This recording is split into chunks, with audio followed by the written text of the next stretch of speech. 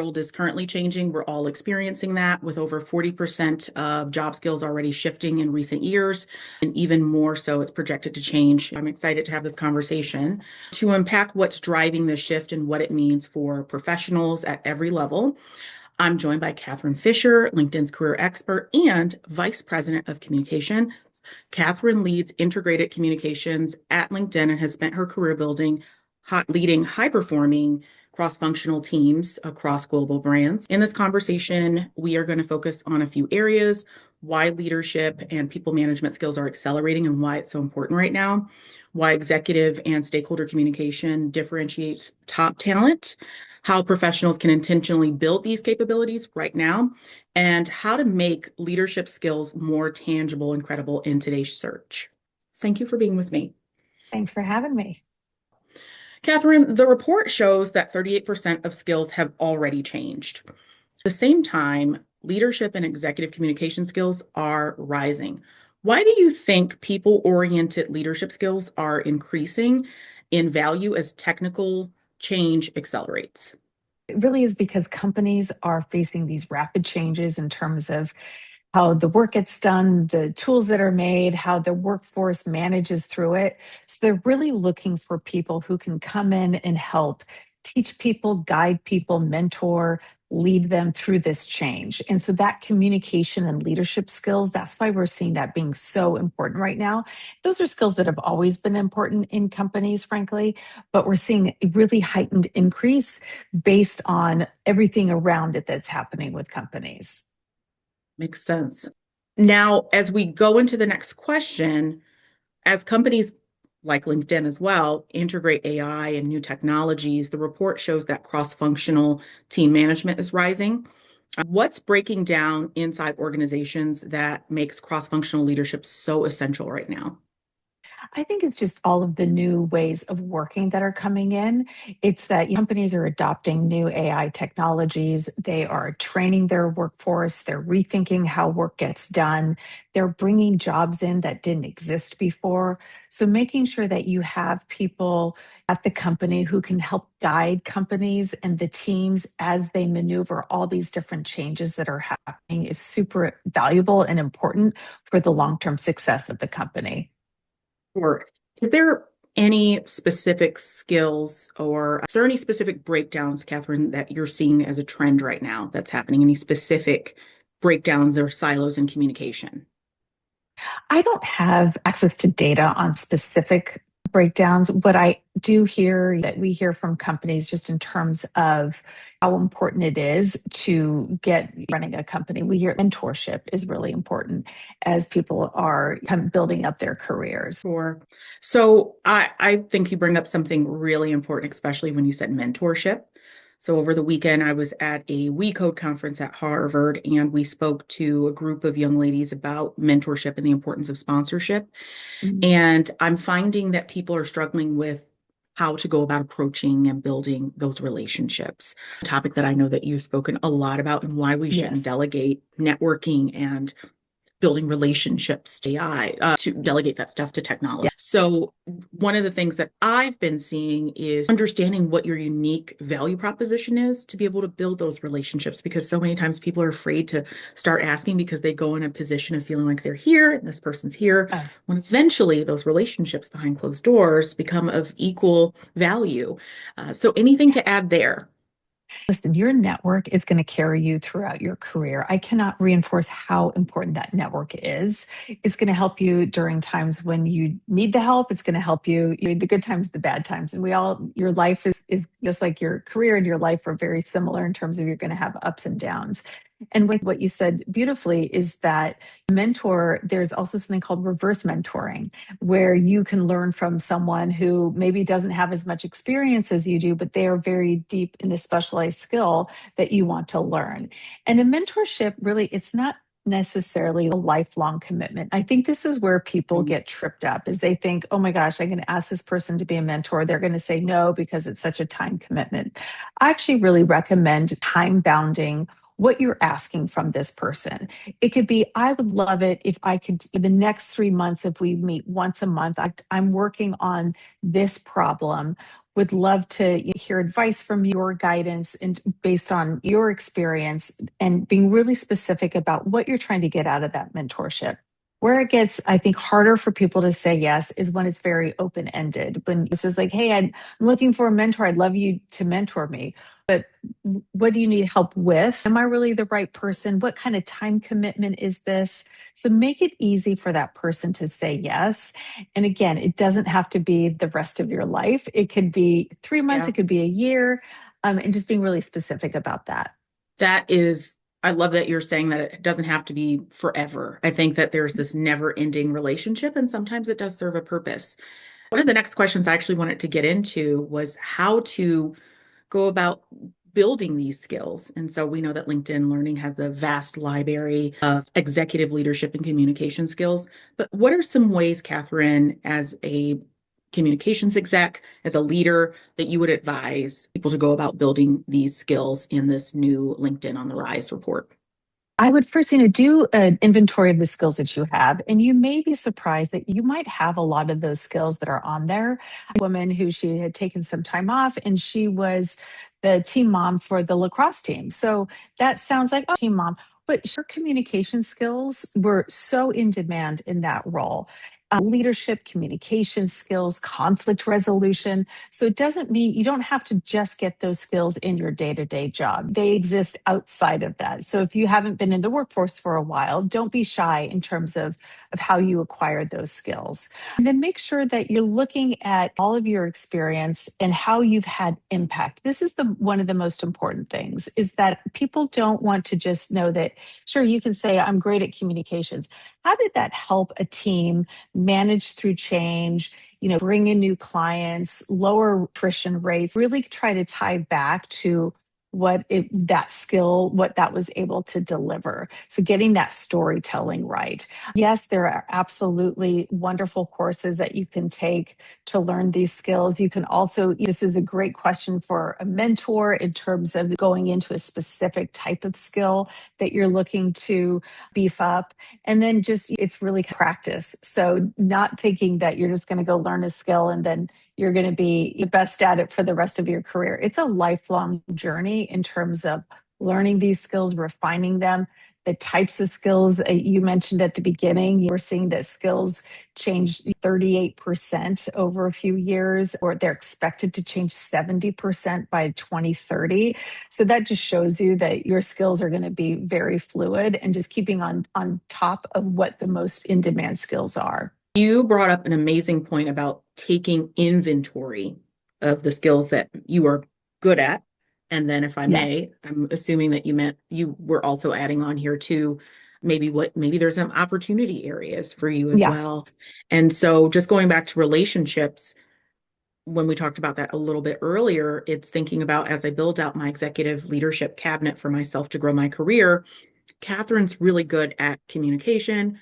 I want to get better at that. And when she speaks, people are very clear. When I speak, they're asking me to restate what I said. So it might be Mm. an opportunity for me to now find a way to get into proximity with Catherine to be able to strengthen my communication just through observation or being in the same space. And that's how you maximize the ROI in a mentorship or sponsor. And I call it an internal MBA. So I just wanted to thank you for mentioning that because that's such a great way. So right now, in terms of 43% of professionals are worried they don't have the skills needed for the future. From your vantage point, are leadership and communication skills actually the stabilizing advantage in rapid change? Absolutely. You can't maneuver change within a company if you don't have strong communication and leadership skills to help guide people through it. And it doesn't mean that you're the most senior person on the team either. You could be a more junior person on the team teaching people how to use these AI tools. But if you can't effectively teach them through clear communication, then it's not going to go very far. So, those communication skills, leadership skills, is not just for the top person on the team, it is throughout. So that's really important as people are looking at their careers, is that these are skills that no matter where you are in your workplace, they're going to be valuable. And so really understanding what companies are looking for, honing in on those skills, really getting great at them, and then evolving as they go along. Keep looking back to see what new skills are coming about. I love that conflict resolution is a skill that people value, and that there can be conflict not in a negative way, but trying to problem solve is something that's really important. So really understanding kind of the what companies are hiring for and then what people are adding to their skills, and that's what Skills on the Rise takes a look at. That makes a lot of sense. So, in terms of going back to understanding what skills are important right now, for someone even internal, how would they go about identifying what is the company's priority in this area? So I would take a look at within your team, what are you really trying to accomplish? What are those goals? Understanding that having that clarity is the first step. And then asking your manager, I have these skills. It seems like we're trying to change the way we do some of our work streams.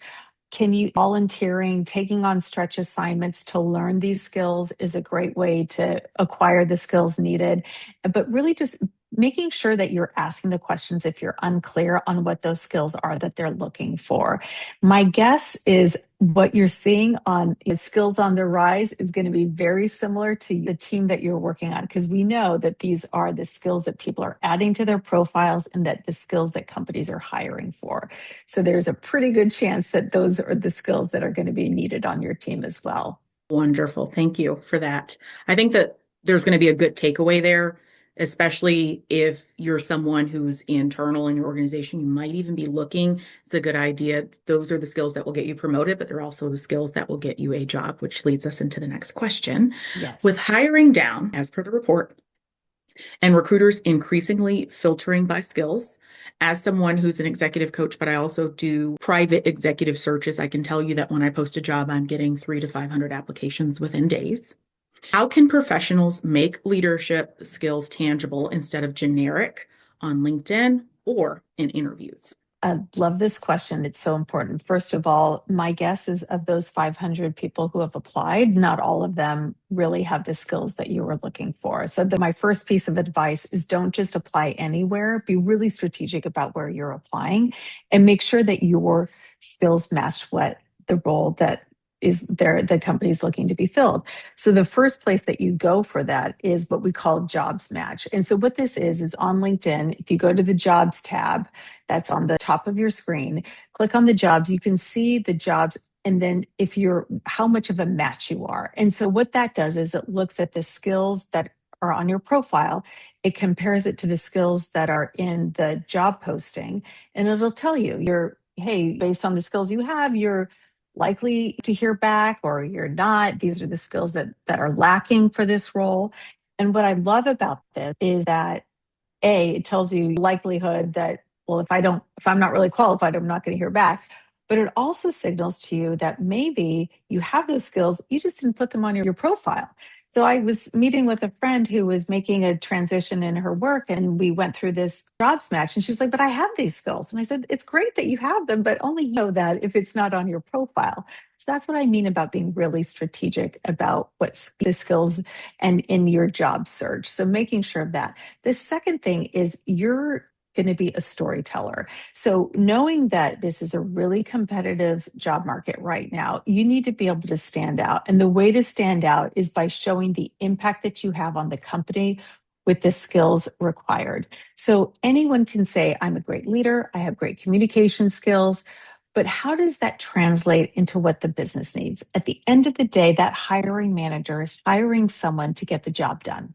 They want to know that someone's going to come in there and they are more than just saying, yes, I can do this job, but there is evidence of how they have been able to use the skills, apply them to the role, and then have impact. So have those stories both on your profile. You can put that in the about section and then practice your talk track. Sit down with a friend, sit down with a mentor, a former colleague, and really play out what it is, how you're going to tell that story, because crystallizing that is really important.